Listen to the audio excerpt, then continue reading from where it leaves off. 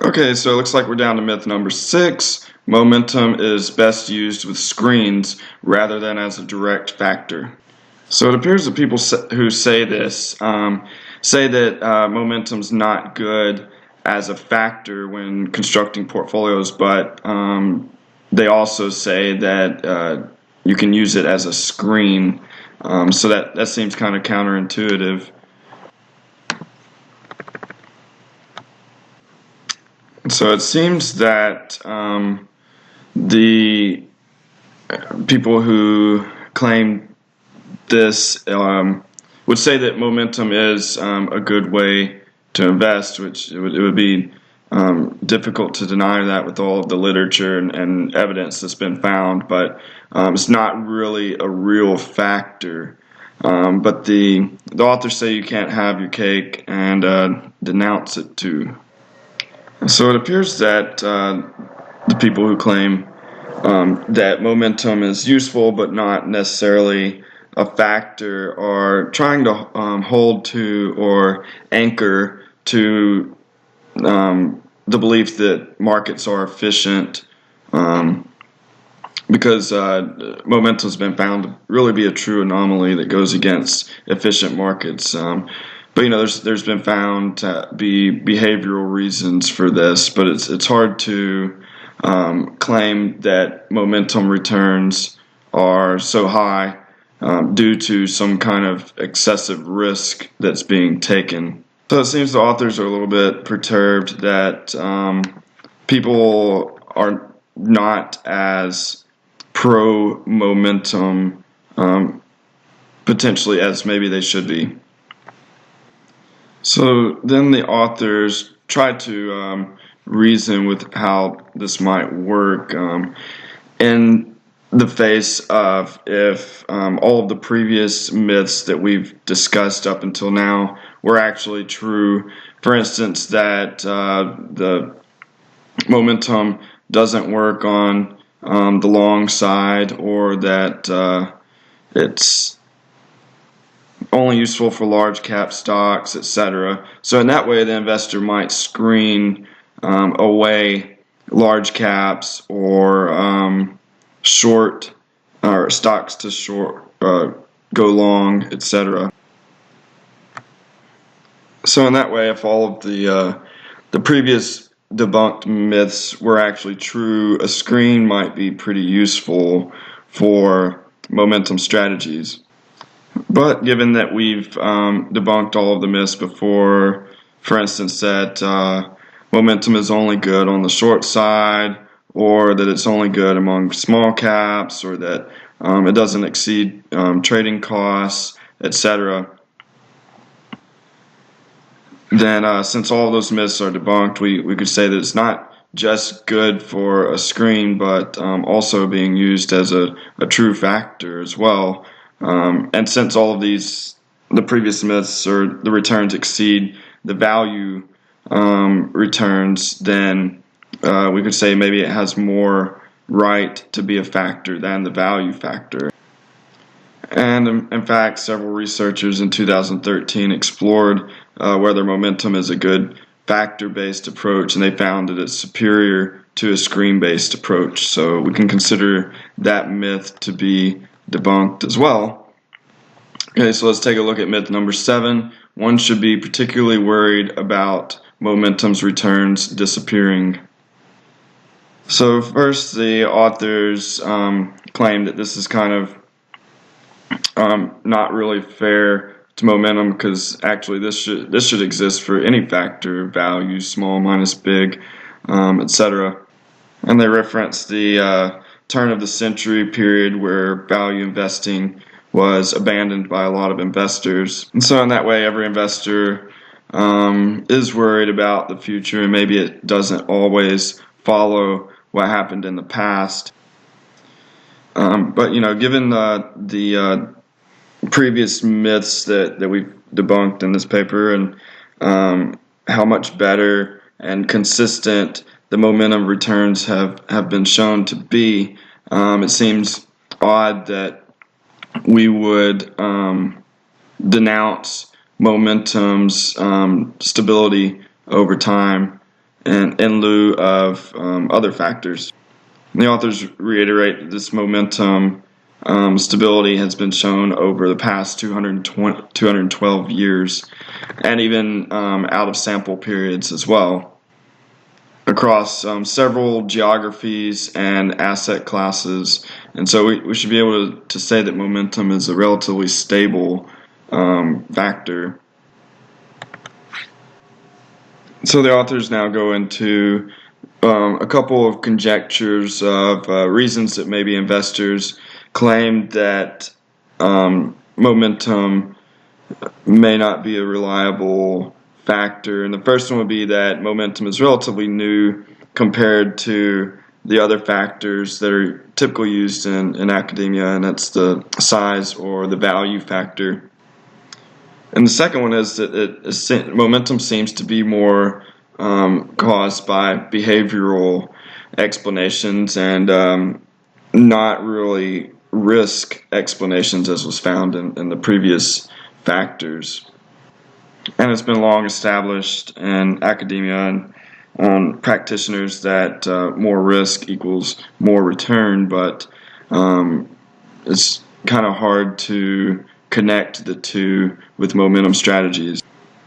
But looking at the first one, we can certainly say that this is silly to think, because we've seen the returns in the previous sections, and for 212 years this has certainly been a phenomenon and not really new at all. But looking at the second one is maybe more of a more plausible rationale.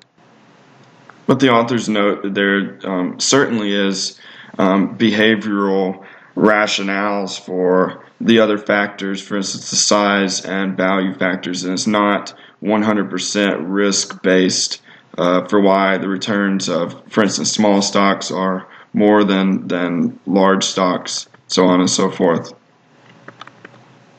And so the authors note that certainly if returns are due to behavioral factors, then arbitrage should come in and eliminate those excess returns. But the authors argue that the same thing could happen for risk-based factors, where risk tolerances change, or the price of risk changes to cause returns in different factors to change over time. And even supporters of the pure risk-based story do admit that the price of risk does change over time. So the authors go deeper into the theoretical basis that if the average investor has to own the market, then some investors have to own the value and some have to own the growth. But over the entire market, on average, investors are spread across the different types of factors. And so looking at it that way, if money managers continue to push value on everyone, then the prices of the value stocks will have to rise, and that will eliminate the premium that is earned from investing in value stocks. And so in that way, any factor can fail to produce the returns in the future, and that could be due to behavioral or risk-based factors. But the authors want to caution that momentum is still being studied as to the reasons of why, for instance, whether it's behavioral or it's a risk-based factor. And so perhaps maybe both of the theories, behavioral and risk-based, are good for explaining why the premium persists. So the authors note that there's overwhelming evidence for both the value and momentum investing being good strategies, and anyone could say that any factors, risk premium or returns, could change in the future, but this certainly has not been met. And so up until now, this was in this particular myth and section, it was all kind of conjectures and theories, but now we get into some actual studies of Israel Moskowitz in 2013, who tried to look at the out of sample periods. That was after the Jagadish and Titman studies finding that momentum existed, and we're going to see if the returns have degraded since then. And in their study, they found that no evidence of degradation did occur in momentum returns during this out of sample period. And they also looked at a couple of proxies for arbitrageurs or arbitrage activity, and they found that they didn't note any of the indicators that might say that the momentum's profits are being arbitraged away. And so we could say that there's no evidence that momentum has weakened since it's become well known, and once many institutional investors have embraced it. But this doesn't mean that momentum could never disappear. But over the past 20 years, there's really been no evidence that it's being arbitraged away. And even Israel and Moskowitz in 2013 looked at the value and size momentums, or value and size factors, and found that their returns didn't do as well as momentum out of sample in regard to being arbitraged away. So now the authors kind of go into a hypothetical situation where what if the expected return on momentum was actually zero? And we've certainly seen in the prior myths that this is certainly not true, but just for the sake of argument, say that the momentum returns are expected to be zero going forward. Would it still be a value investment tool? And the authors argue that yes, it certainly would be, due to its diversification benefits when it's combined with value. So we remember that momentum strategies typically select growth stocks. So if you're combining momentum strategies with value strategies, you're sort of getting growth and value characteristics in your portfolio. And so to prove this out, they took Ken French's data from his website, and they optimized a portfolio to maximize the Sharpe ratio when combining the market size, value, and momentum factors. So it looks like they have a figure down here that shows the optimal weight of momentum as a function of the momentum returns, and that's when holding the expected return to the other factors and correlations between the factors at their long-term averages. So let's take a look at the figure.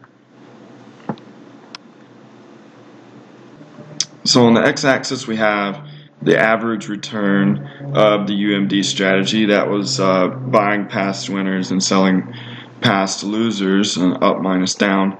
And then we have the optimal weight of that particular portfolio in the overall, or that particular factor in the overall allocation.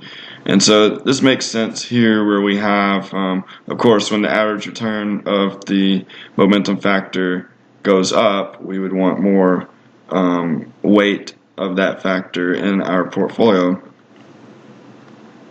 So let's go back up and look at some of the detailed description here.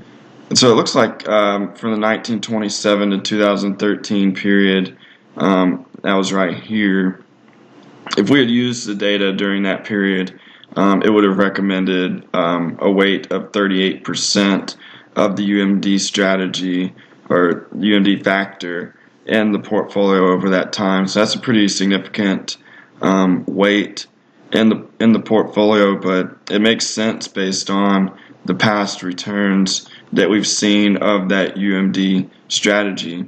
But what's particularly neat to see is that even if the average return of the UMD strategy was zero, we would still want looks like about 23% of our portfolio to be in this factor and the reason is that the correlation of the UMD factor with the other factors, for instance, value. We remember that the UMD factor more gears toward growth companies. So if we combine the UMD factor with growth factors, then since they're less correlated, the diversification benefits say that we should have more UMDs. That's pretty neat to see.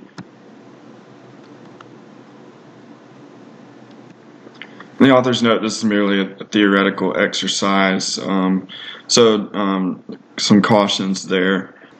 And so the authors also advocate, even though momentum is done great by itself, it's even better when combined with value factors. But of course, they're expecting the momentum premiums to continue going forward.